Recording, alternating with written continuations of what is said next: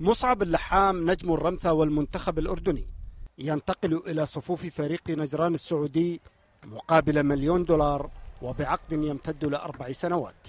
أنا راح ألعب بصفوف نادي نجران لمدة 4 مواسم. طبعا نادي الرمثة أخذ نسبة على السنتين، أخذ مبلغ $400,000.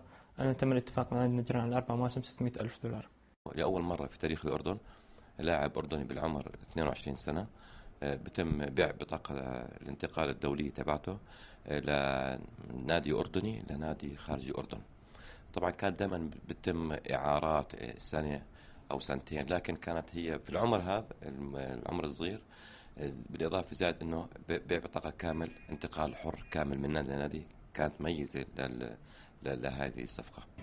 أفضل لاعب في الدوري الأردني الموسم المنصرم لفتت موهبته أنظار العديد من الأندية الخليجية لتنهال عليه العروض المغرية، لكن نجم غزلان الشمال اختار التعاقد مع فريق الجنوب السعودي.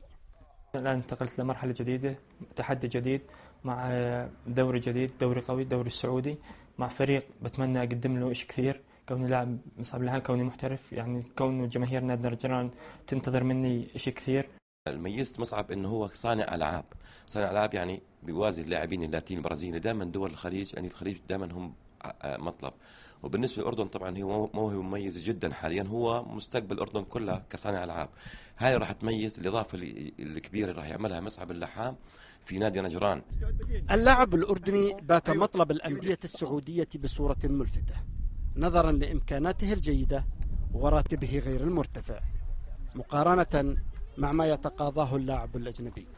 محمد الجبور، الجزيرة الرياضية، الرمثة.